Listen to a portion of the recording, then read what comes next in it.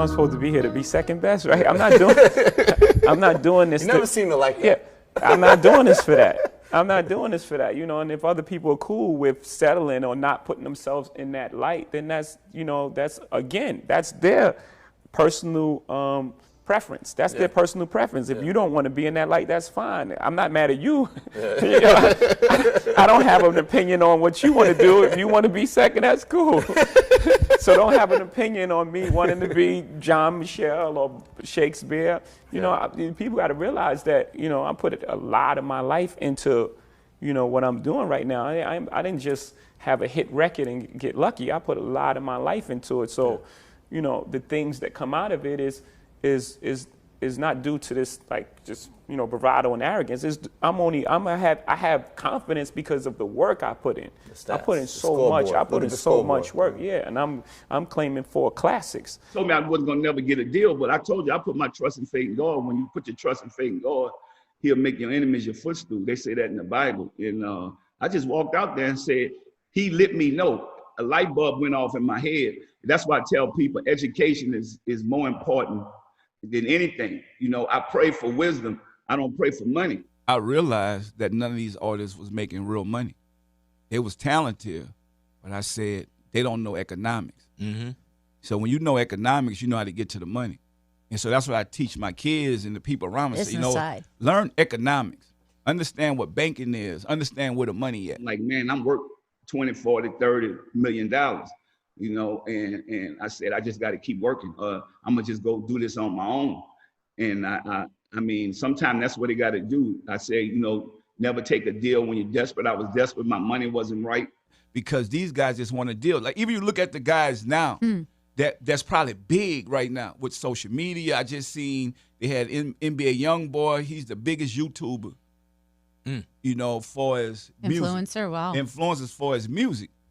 But think about the deals that this generation is doing. Yeah. So he did a deal. I looked at it. If I would have been on his team, he did a deal for $2 million for 5 records. So think about that. You got the money up front, but imagine what they get. Yeah. So we have to teach that to the next generation. Look at the bigger picture. Don't just look at the now. And that's what I did. I was like, man, yeah, that $1 million look good right now, but what about 10 years from now? Right. And so, you know, because when you got money, you're going to go in there with a different attitude. And so I'm like, well, you know what? This don't matter to me anyway.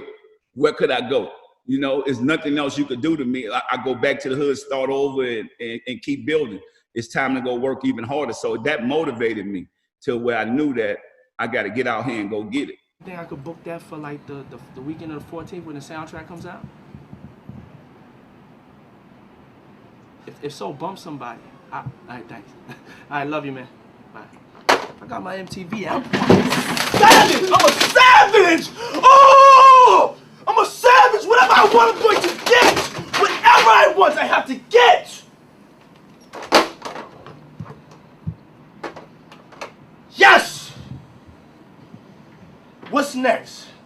What's next? I gotta get it. I'm not gonna stay fucking down. I'm not gonna stay fucking lying down. I can't do that, man. I can't do that. What's next? Give me something else. What can't you do? I can do it.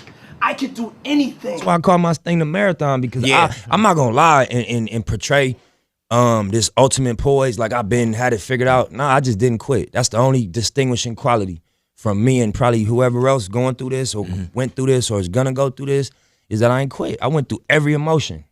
I went through every emotion with trying to pursue what I'm doing. You know what I mean? And I think that what gonna separate whoever's gonna try to go for something is that you ain't gonna quit. Unless, you know, you're gonna really take the stance if I'm gonna die behind what I'm getting at right now. And it's an idea that, you know, if you really think about the metaphor of the marathon, when you look at it as like life, it's about endurance, it's about preparing, it's about mentally breaking through your barriers that tell you I can't keep going, where you know you're more capable you more capable than you think you are and then you're conscious of. Yeah, so the actual brand, the name of the brand obviously is the marathon, and it just stands for endurance. It stands for staying down. It stands for like not quitting, accepting the ups and downs of whatever game you commit yourself to and riding it out, you feel me? Because, you know, that's the reality of, you know, success or greatness, that it come with a roller coaster ride, you know? So I think that anybody could apply the marathon concept to what they do, if it's sports, if it's fashion, if it's music, if it's hustling, whatever, you're on a marathon, you know? So to make that the basis of our,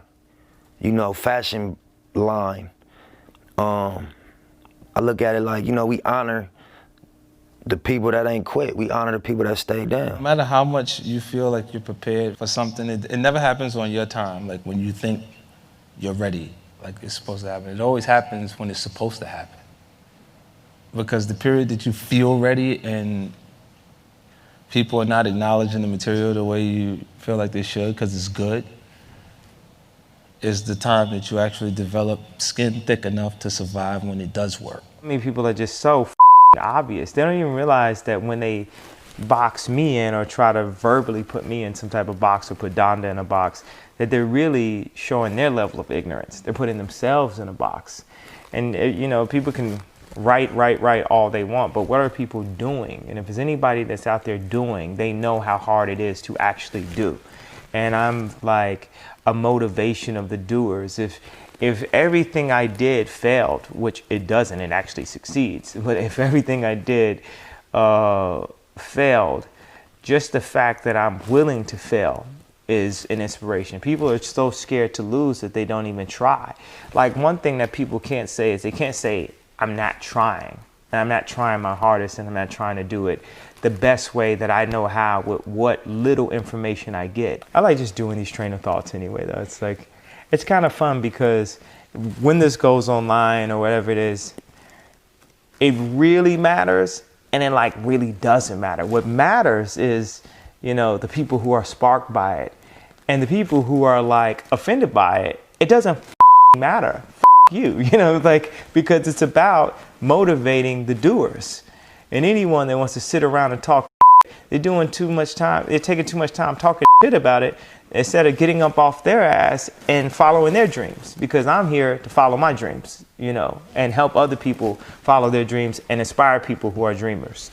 It's crazy that we live in a world that if you're super positive and super creative, that it's scary. So what does that tell you about the mentality of most people?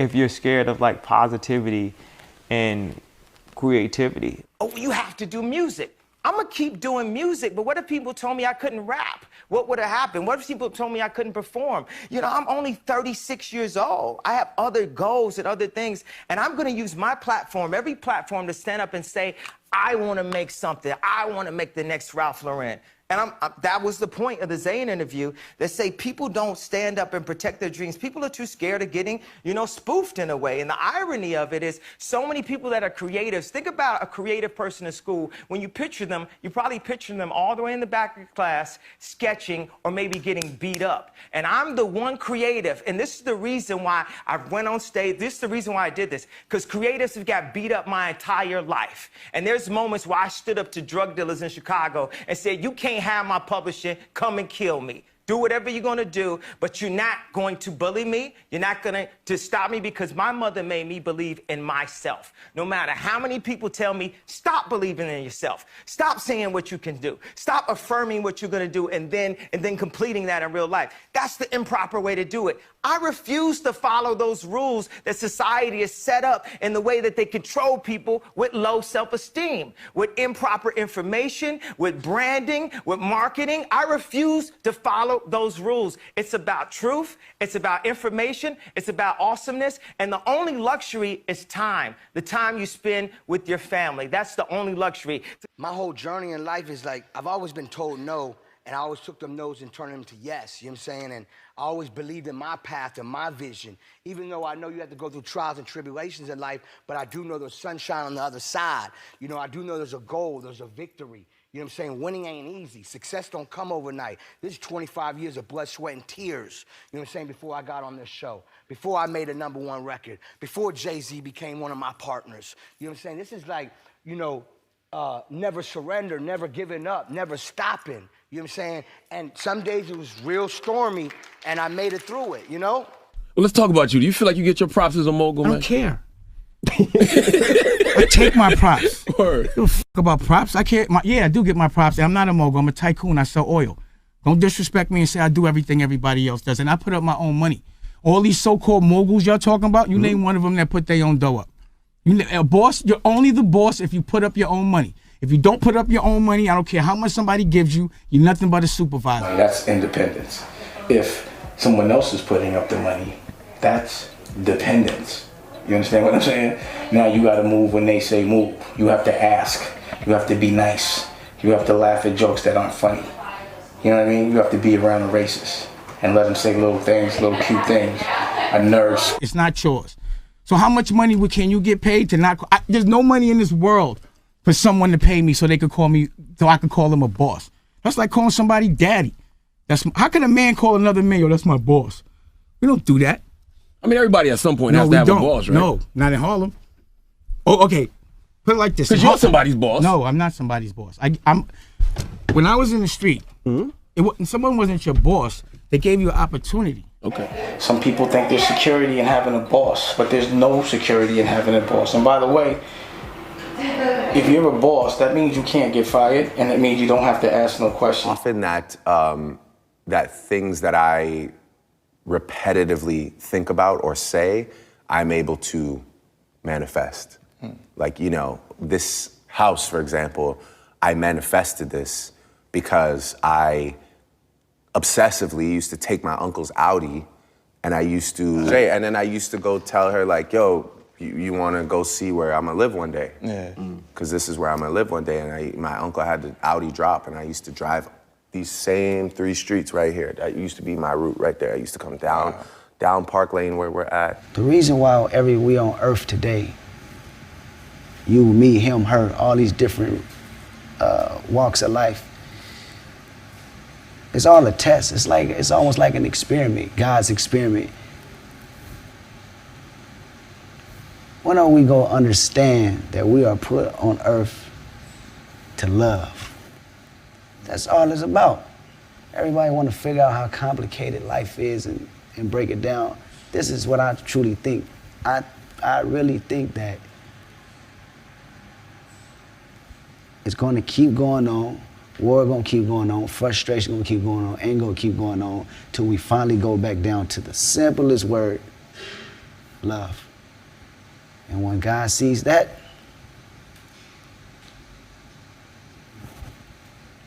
then we have the answer. But until then, it's gonna be warfare.